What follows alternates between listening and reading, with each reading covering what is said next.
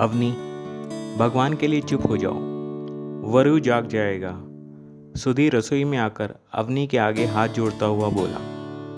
सुधीर का चेहरा और उसकी आंखें उसकी बेबसी बयां कर रही थीं, परंतु अवनी तो गुस्से में भरी बैठी थी। सुधीर की बातों का उस पर कोई प्रभाव नहीं पड़ रहा था। अच्छा है जाग जाए, अवनी गुस्से से चिल्लाई। मेरी आंखों पर तो पर्दा पड़ा हुआ था। अभी को अभी से सब कुछ पता होना चाहिए कि उसका बाप आखिर करता क्या है। अपनी पत्नी की कमाई पर पलता है। अवनी गुस्से में जोर से बोली। अवनी, कुछ दिनों की बात है, सब कुछ ठीक हो जाएगा, सुधीर अवनी को समझाते हुए बोला। क्या ठीक होगा? शादी के इतने सालों से देख रही हूँ, क्या ठीक होगा? बताओ, तुम ही बताओ। खाक ठीक होगा। तुम्हारे कारण सब मुझे ताने मारते हैं, मेरी सहेलियां तक मेरा मजाक उड़ाती है। ना तुम घर का किराया दे सकते हो, ना ही घर में राशन पानी भरवा सकते हो। सच तो यह है कि ना तो तुम सुधर सकते हो और ना ही तुम्हारी तकदीर। रोज रोज की इन परेशानियों से मैं तंग आ गई हूँ। अच्छा यही है कि मैं यहाँ से कहीं चली जाऊँ। अवनी सुधीर को एक तरफ धकेल बेडरूम में जाते हुए बोली। उधर वरु हैरानी से अपने माता पिता को देख रहा था। हालांकि ये उसके लिए कोई नई बात नहीं थी। वरु को जागे देख सुधीर अवनी से बात करने की जगह वरु को पुचकारने लगा। अरे मेरा राजा बेटा जाग गया, वो भी इतनी जल्दी? आज राजा बेटा क्या खाएगा? एक भिखमंगे का राजा बेटा सूखी ब्रेड ही खाएगा और क्या? अपने दूसरे कमरे से चिल्लाई। ये सुनते ही सुधीर ने झटपट वरु के दोनों कानों पर हाथ रख दिया। वो नहीं चाहता था कि अपनी जो कुछ कह रही है वो वरु सुने। गाड़ी के एक झटके से रुकने के साथ अवनी के विचारों की यह श्रृंखला टूटी। क्या हुआ ड्राइवर?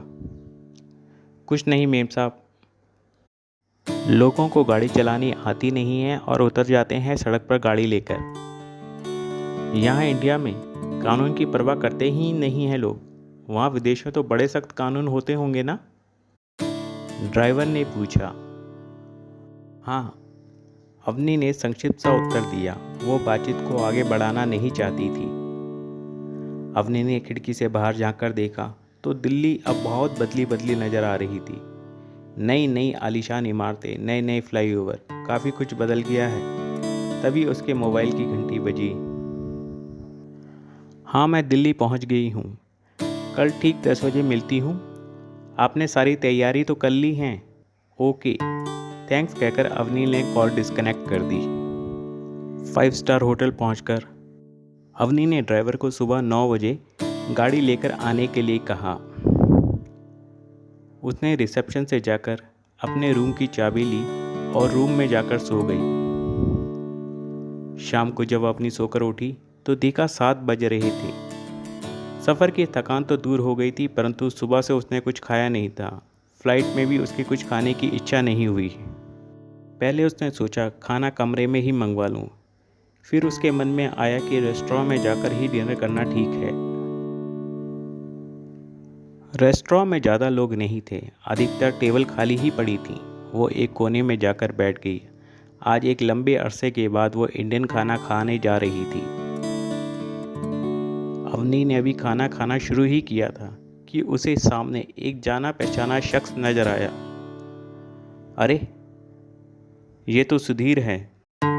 सुधीर को देखते ही अवनी सकपका गई। तुरंत ही उसने अपने मुंह को टेबल पर रखे गुलदान के पीछे कर लिया। वो सुधीर को देख सकती थी, परंतु सामने से कोई भी उसका चेहरा पूरा नहीं देख सकता था। सुधीर किसी से बात कर रहा था। आया होगा यहाँ पर भी किसी से पैसे उधार मांगने, अवनी ने मन ही मन सोचा। 2-3 मिनट के बाद सुधीर वहाँ से चला गया। सुधीर को देखते ही उसका मुंह का स्वाद बिगड़ गया। बामुश्किल एक रोटी खाकर अवनी वापस अपने रूम में आ गई, परंतु उसकी नींद, वो तो उसकी आंखों से कोसों दूर थी। उसे याद आ रहा था वो दिन जब वो सुधीर की बेरोजगारी से तंग आकर उसके नाम का एक खत छोड़कर 5 साल के वरु को लेकर अपने माता पिता के घर चली गई। उसने सुधीर को तलाक लेने के लिए भी राजी कर लिया। वो भी इस शर्त पर कि वरु सुधीर के साथ ही रहेगा। इसके बदले में सुधीर बिना किसी परेशानी के उसे तलाक दे देगा। तलाक लेने के बाद अवनी अमेरिका चली गई और एक मल्टीनेशनल कंपनी में काम करने लगी। धीरे धीरे सुधीर और वरु को उसने अपने जीवन से निकाल दिया। आज अचानक सुधीर को अपने सामने देखकर उसका मन फिर एक बार दुखी हो उठा।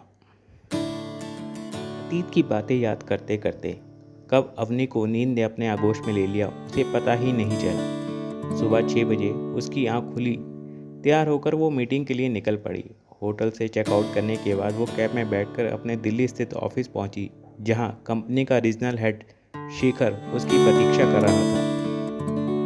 Welcome ma'am. थैंक्स। सफ़र में कोई परेशानी तो नहीं हुई? नहीं, कुछ खास नहीं। मीटिंग से पहले आपने सारी डिटेल्स को क्रॉस वेरीफाई कर लिया? Yes ma'am. गुड। तो फिर मीटिंग के लिए चलते हैं। आप अपनी गाड़ी ले लेना। मैं मीटिंग के बाद सीधे एयरपोर्ट चली जाऊंगी, अवनी ने कहा। ठीक है मैम, शेखर बोला। गांव के एक बड़े ही शानदार ऑफिस के पास जाकर उनकी कार रुकी, जिस पर VSC लिखा था। शेखर ने जाकर रिसेप्शन पे अपना विजिटिंग कार्ड दिया और आने का कारण बताया। ऑफिस बॉय आकर उन्हें मीटिंग रूम में ले गया। उनको देखकर अवनी इम्प्रेस्ड हो गई। मीटिंग रूम के एक हिस्से से पूरे ऑफिस को देखा जा सकता था। वहाँ के वर्क कल्चर को देखकर उसे अच्छा लगा। अगर इस कंपनी के साथ उनकी कंपनी का टाई अप हो जाए तो मज़ा ही आ जाए, अवनी ने मन ही मन सोचा। ऑफिस के मेन गेट से घुसते हुए एक शख्स पर उसकी नज़र जाकर अटक गई।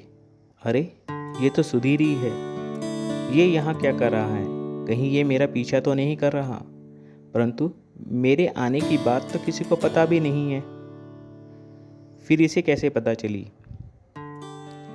शायद ये किसी काम से आया होगा। अगर वो मेरे सामने आ भी गया तो मैं उसे पहचानूंगी नहीं, अवनी ने मन ही मन सोचा। मैंने आपको ज़्यादा इंतजार तो नहीं कराया? एक मधुर सी आवाज़ सुनकर अवनी का ध्यान सुधीर से हटकर उस महिला पर गया। मैं सौम्या हूँ, CEO VSC। करीबन 3 घंटे तक उन लोगों के बीच प्रोजेक्ट पर चर्चा होती रही। आखिरकार वो गुड न्यूज़ अवनी को मिल ही गई जिसके बारे में वह सुबह से सोच रही थी। सौम्या ने जल्द ही एक एग्रीमेंट तैयार करवा कर उसको भेजने का आश्वासन दिया।